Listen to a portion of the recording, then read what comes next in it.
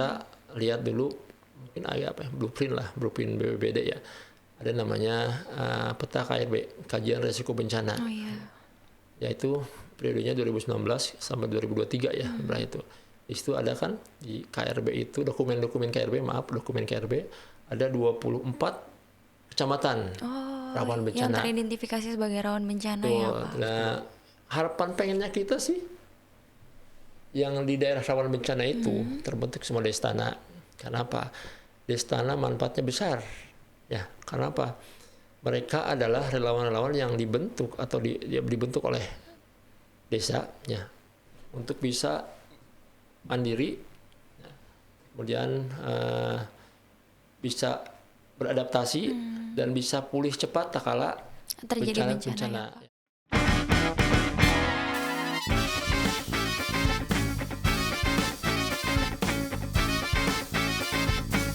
Warteg Bogor.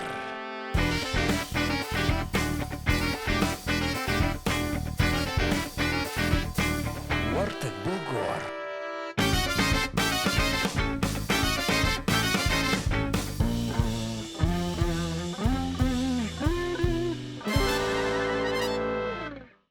Assalamualaikum warahmatullahi wabarakatuh. Waalaikumsalam warahmatullahi wabarakatuh.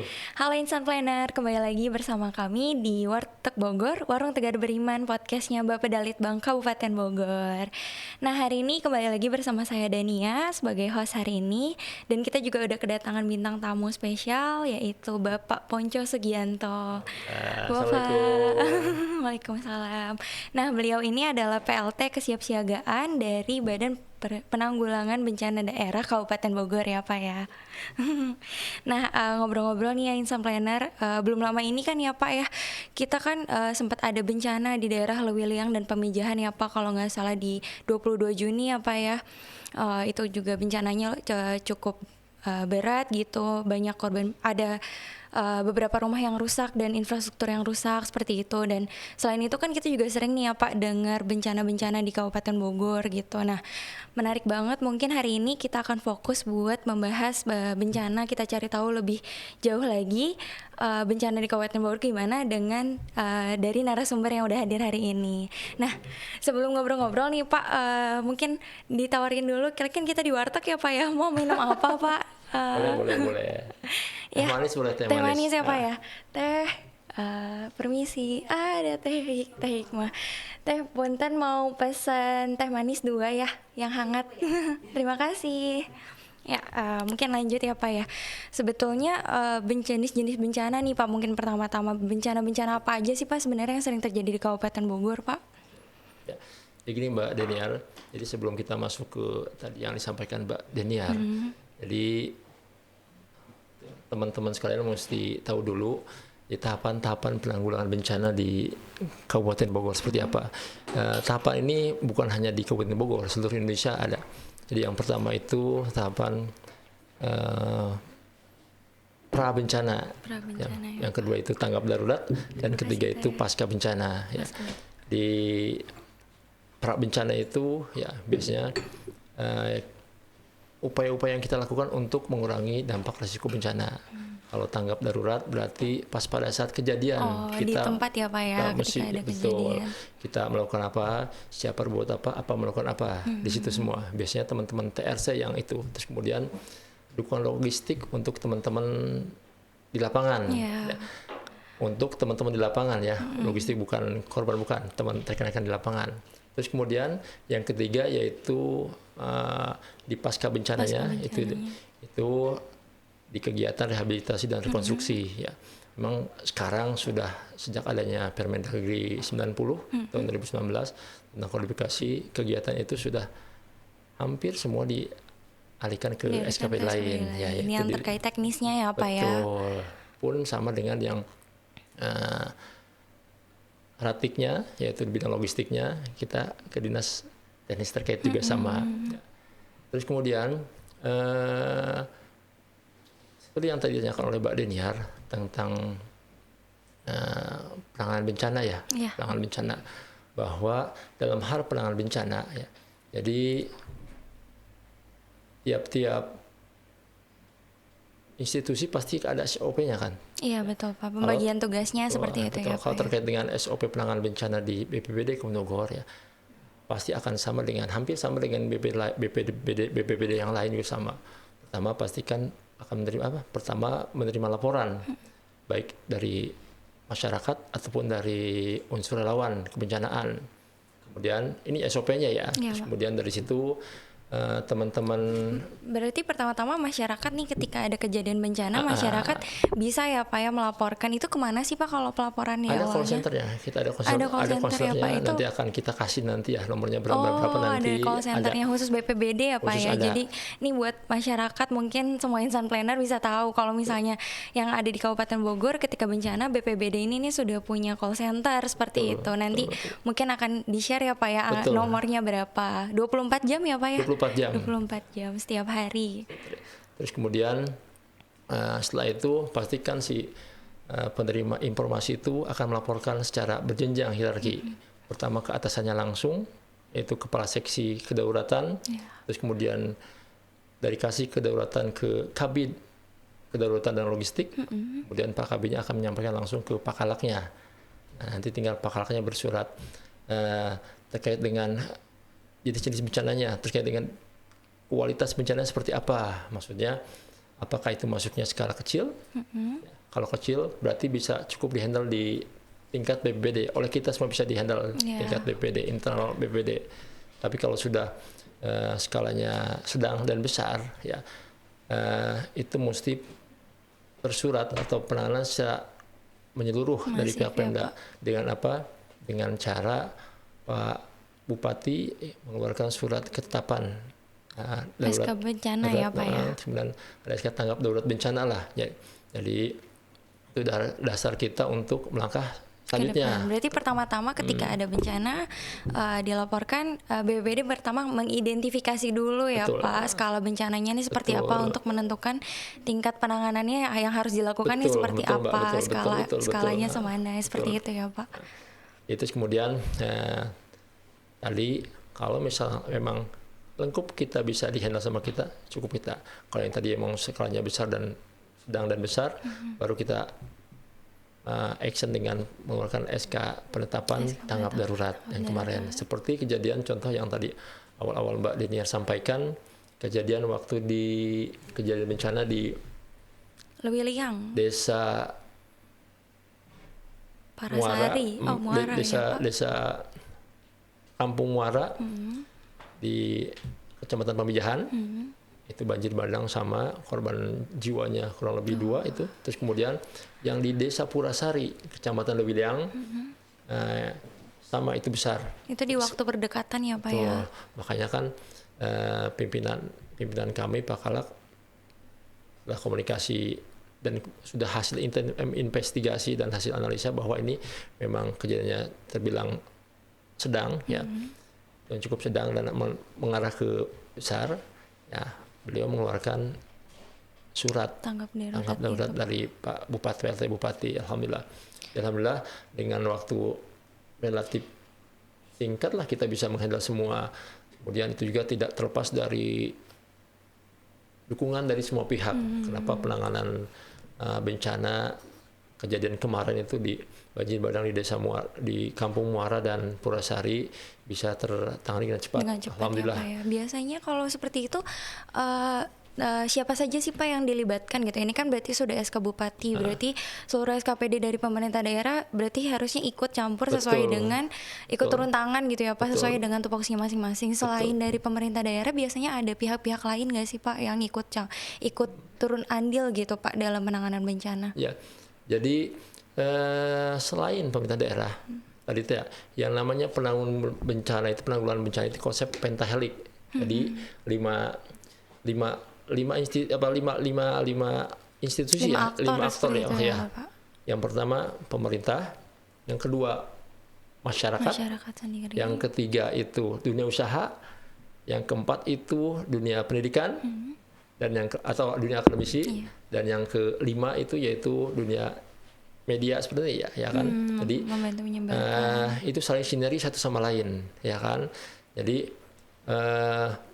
untuk teknisnya ya kita dibantu teman-teman relawan forum, kemudian ada otomatis dari TNI dan Polri, kemudian dari unsur-unsur yang lain juga banyak, terutama relawan itu Mbak, kan kita punya forum relawan terkait dengan mitigasi bencananya. Ada itu di Kabupaten Bogor forumnya ya Pak, se-Kabupaten Bogor betul, berarti ada forum pengurangan risiko bencana ada. Ya alhamdulillah dengan solidnya kondisi organisasi kita yang ada, penanganan bencana di Kabupaten Bogor khususnya bisa tertangani dengan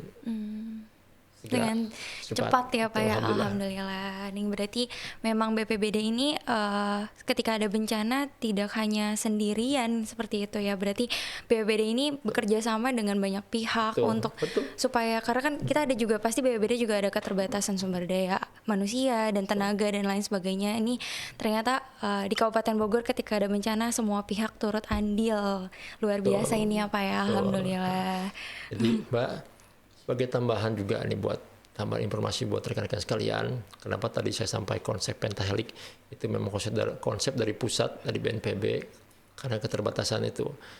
Bencana adalah tanggung jawab bersama, bukan hanya tanggung jawab pemerintah daerah atau pemerintah pusat, ini tanggung jawab kita bersama. Yang tadi 5 unsur itu tadi 5 unsur. Kalau kita berkaca kondisi yang ada, ya, kita bicara realitas. BPBD personil tim reaksi cepatnya ya kurang lebih ada 120 orang. 120 orang ya Pak ya. Mengcover 40 kecamatan dengan jumlah 416 desa dengan 19 kelurahan. Ya kita kalau bicara real teknis kita sangat kekurangan. Iya pasti 120 Pak. orang 120 TRC orang mesti menghandle penanganan bencana 416 desa dan 19 kelurahan. Ya, luar biasa ya Pak. Makanya itulah konsep pentahelik ya yang kita kedepankan. Betul, semua pihak terlibat ya Pak ya. Betul, makanya harapan kami ke depannya mudah-mudahan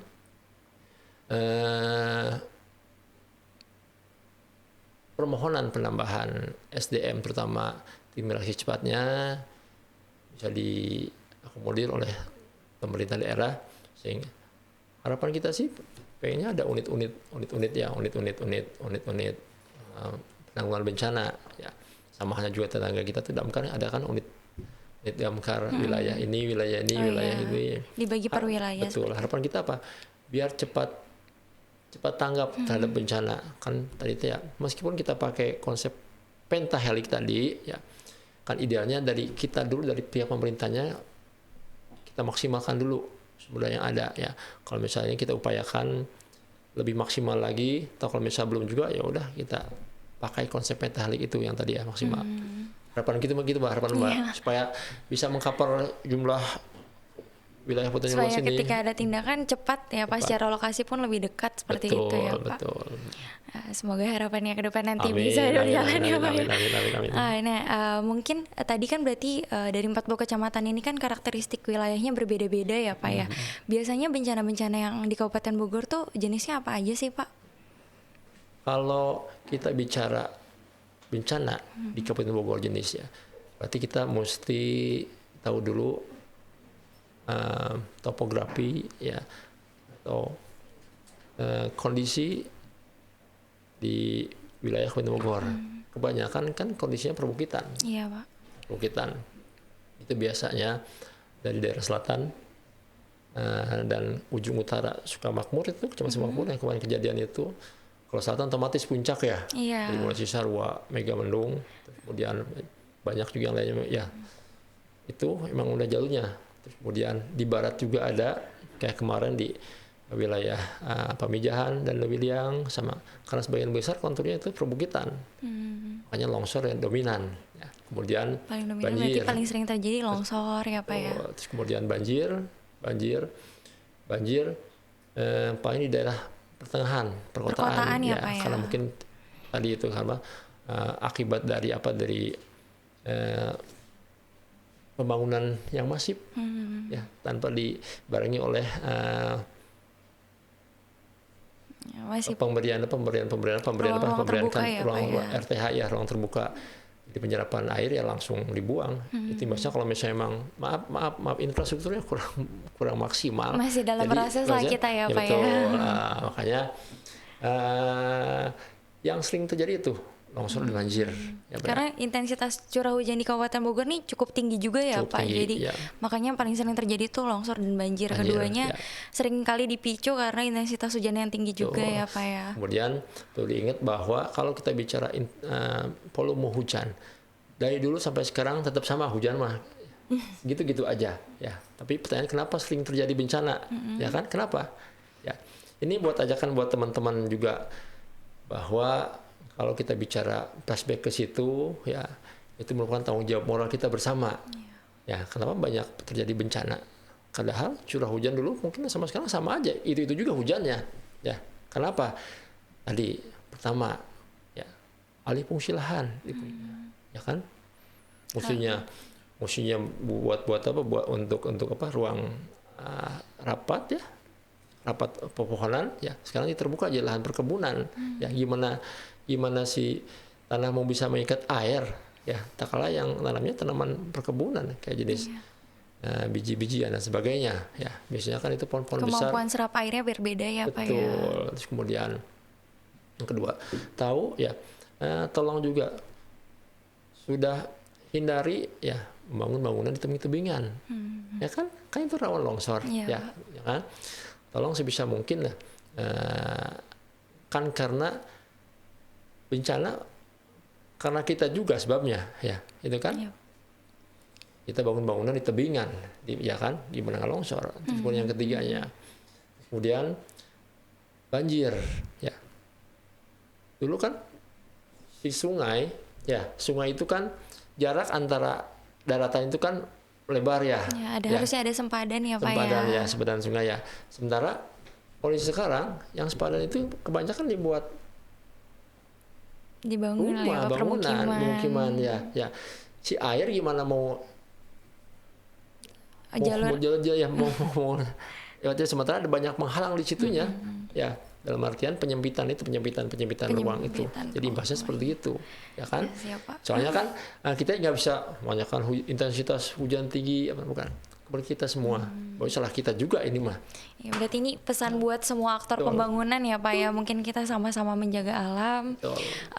Jadi di sini juga kita setiap yang membangun harus mempertimbangkan nanti penyerapan airnya seperti apa ketika kita mengurangi ruang serapannya. Mungkin bisa sesuai dengan prinsip zero runoff ya Pak ya ketika ada pembangunan.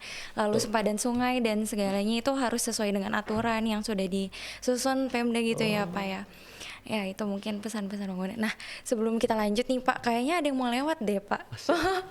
Coba kita lihat dulu nih, mana nih yang mau lewat nih.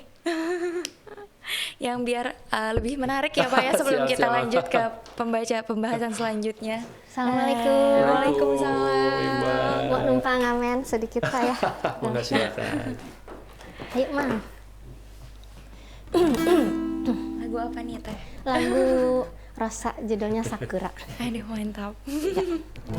Senada cinta bersemi di antara kita, menyandang anggunnya peranan jiwa asmara, terlanjur untuk terhenti di jalan yang telah tertempuh semenjak dini. Sehidup semati, kian lama kian pasrah ku rasakan jua.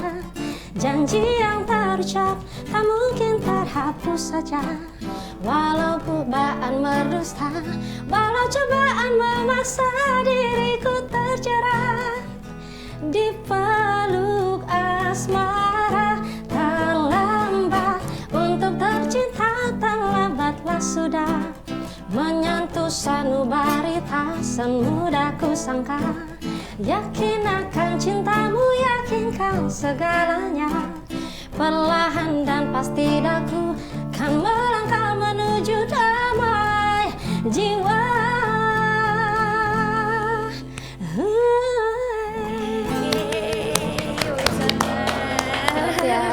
Terima kasih. Ya, gimana Pak? Seru nggak Pak? Alhamdulillah.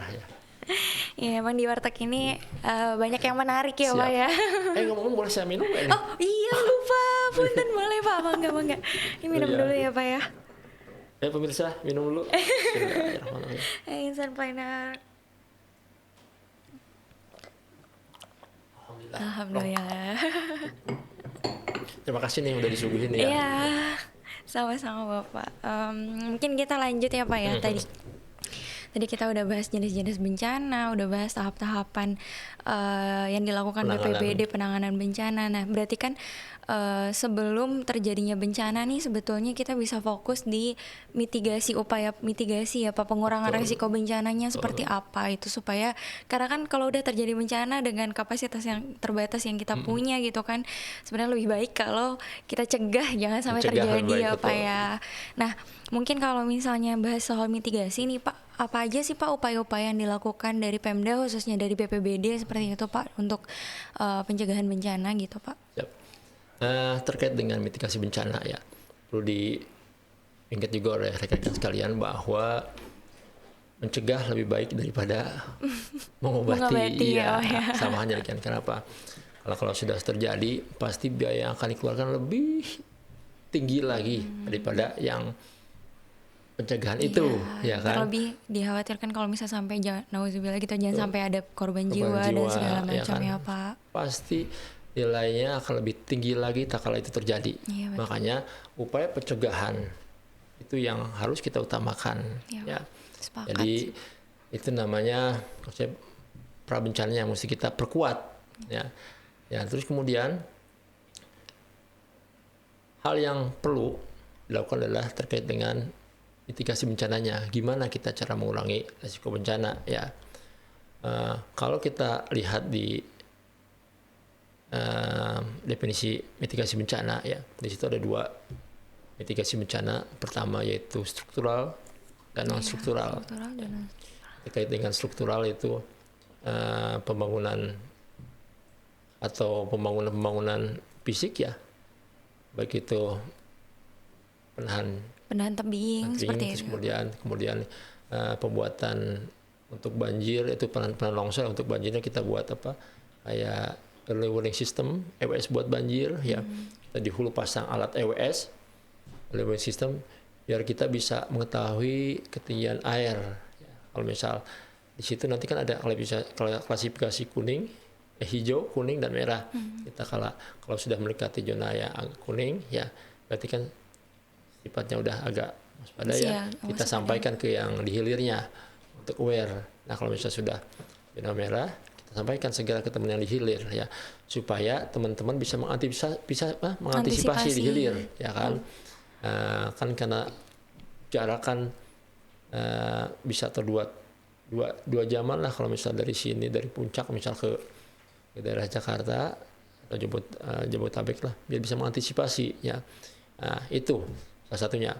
Tadi yang secara struktural ya Pak ya, tembok penahan tanah, terus ada early warning system, itu secara fisik berarti ya Pak ya. Kemudian dengan kebijakan-kebijakan juga kita yang pro dengan pro pengurangan risiko bencana itu juga termasuk ya.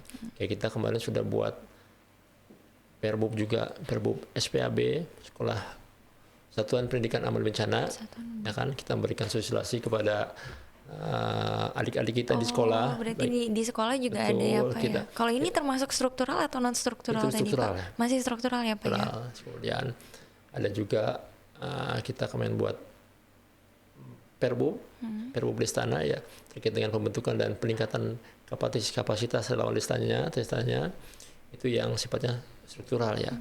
Terus kemudian yang untuk mitigasi yang non struktural ya. Kita dengan pertama peningkatan kapasitas sumber daya, baik yang internal BPBD ataupun eksternal BPBD.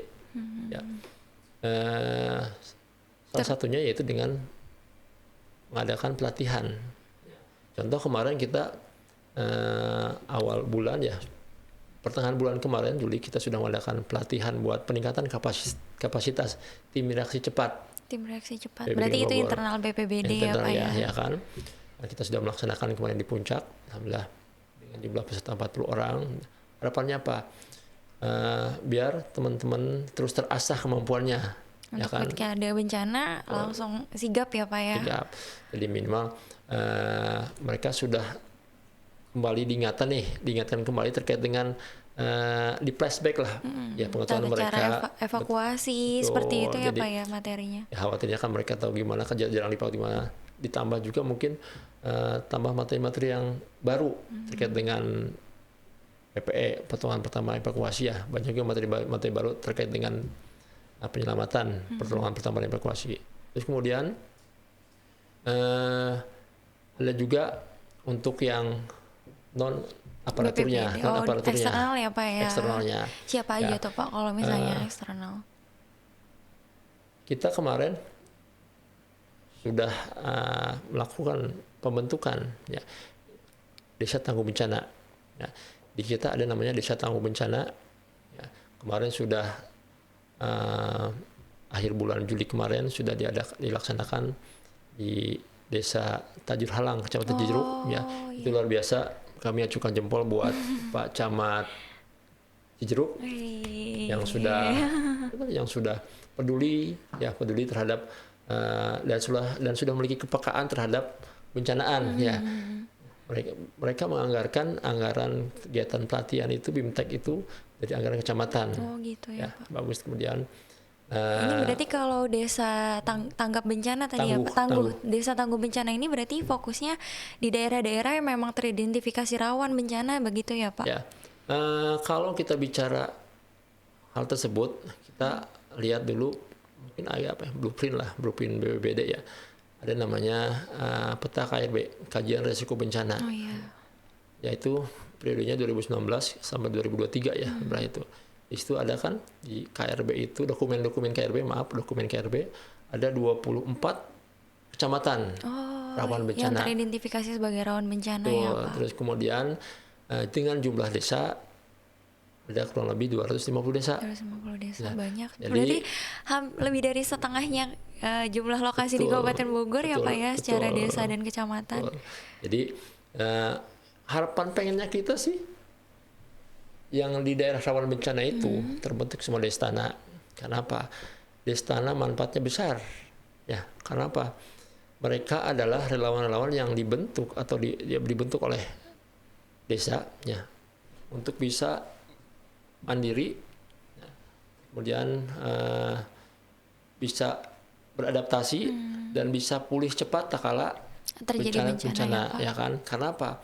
Mereka merupakan garda terdepan untuk penanggulangan bencana. Ya, kalau tadi yang saya sampaikan konsep pentahelik ya, kalau mengharapkan dari Pemda, misal kejadian kayak kemarin di Cijeruk, ya, ketika juga ya kita agak telat akan jauh.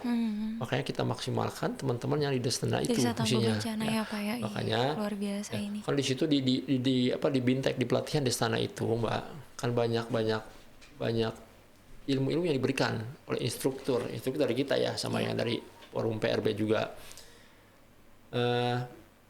Baik mengenai pertolongan pertama evakuasi, baik pembuatan peta rawan bencana, peta kerentanan, peta kapasitas. Ada jalur-jalur evakuasi juga mungkin ya Pak ya. Iya betul. Itu nanti juga ada hierarkinya, siapa berbuat apa melakukan apa, semua ada di situ. Jadi ketika ada terjadi bencana, warga udah siap, bisa langsung cepat evakuasi, meminimalisir korban dan lain sebagainya ya Pak ya. Betul. Luar biasa ini Pak. Ya kan?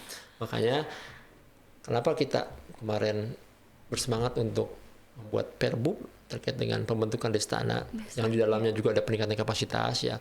Jadi yang dimaksud dengan peningkatan kapasitas, jadi Destana yang sudah terbentuk ini tiap tahun kita adakan peningkatan kapasitas. Kita asah kembali, kita flashback kembali, kembali diingatkan ya, khawatirnya kan mereka lupa dengan ilmu yang sudah dapat ya. Supaya terlatih juga ya Pak ya. Supaya terlatih ya kan. Karena nanti kan di situ juga nanti ada gladinya kan, ada simulasinya. Jadi ketahuan siapa berbuat apa melakukan apa, ketahuan di situ. Jadi enak, jadi aware. Harapan kami ya, kalau melihat kondisi yang ada ya, dari jumlah 416 desa dan 19 kelurahan, terus kemudian kita melihat ke dokumen KRB ada 24 kecamatan rawan bencana dengan jumlah desa yang rawan bencana itu kurang lebih 250 ya. Destana yang sudah terbentuk berapa baru 58. Nih Pak? Oh, baru 58. Ya kan? Masih berproses berarti ya Pak ya. Kan? Tapi sudah cukup banyak berarti 58 ya Pak. Dimulainya dari tahun berapa nih Pak kalau Destana sendiri? Ya, itu kurang lebih tahun 2019 ya. Oh iya. Kalau kami melihatnya kurang, Mbak. Masih kurang ya Pak. Makanya Kami mengajaklah teman-teman dari desa, kecamatan, ya kan. Terutama yang di lokasi rawan bencana, betul, karena kan? penting ini ya Pak ya. Betul, Nah, kita ya nggak kan? pernah tahu nih Betul, kapan terjadi bencana. Jadi teman-teman desa kalau hanya hanya mengandalkan dari APBD, BPBD pusat kan terbatas. Enggak, silakan teman-teman di kecamatan menganggarkan ataupun di desa Mulai silakan. bisa berencana ya Pak ya untuk membentuk ya kan? gitu. Ya kan, membentuk silakan. Itu kan nggak mahal. Dan BPBD pasti akan Siap, tetap kita akan support, mendampingi ya Pak ya. kita akan pendampingan, kita akan support itu semua. Yang nggak usah khawatir. Di harapan kami mudah-mudahan tiap desa bisa membentuk destana karena sangat besar dampaknya, ya kan. Jadi itu yang menjadi harapan kami. Jadi semua harapan kami ke depannya pengen semua desa di Kabupaten Bogor memiliki relawan destana. Amin. Ya, jadi apa semoga nih ya Pak kita sambil berproses ya Pak. Amin. Makanya mudah-mudahan lewat podcast ini teman-teman di pihak desa juga bisa mendengar dan mudah-mudahan timbul rasa motivasi ya Pak. Semangat. Empati bahwa kebencanaan itu tanggung jawab bersama. Iya, betul. Dan dimulai dari kita dulu yang terkecil desa. Iya. Ya, itu Mbak. Ya. Iya, berarti dari BPBD sendiri nih untuk pelibatan masyarakat udah ada pembentukan destana. Tadi juga ada yang SPAB, sekolah ya Pak ya. SPAB. Kalau SPAB biasanya di level apa nih? Pas sekolah dasar atau semua level sampai Semua, SMA? SD, SMP, SMA. Oh, SD sampai SMA. Berarti bentuknya pelatihan. Memberikan informasi kalau ada bencana seperti apa ya. Mantap ini Pak, karena memang balik lagi tadi ketika terjadi bencana nggak pilih-pilih ya Pak siapa yang terkena bencana atau apa. Semuanya harus siap ya Pak ya kita. Berarti sebetulnya nih dari Pemda sendiri upaya-upaya mitigasi yang dilaksanakan ini udah lumayan banyak ya dari struktural sendiri. Mungkin bahkan kalau struktural ini nggak hanya dari BPBD ya Pak ya, mungkin dari Dinas PUPR, ada perbaikan drainase, pembangunan waduk dan lain sebagainya, DPKPP, Dinas Lingkungan Hidup dan lain-lain. Semuanya ikut mendukung. Secara non struktural juga BPBD aktif nih ya Pak, bergerilya membentuk destana dan lain-lain. Luar biasa sekali nih ya Pak ya.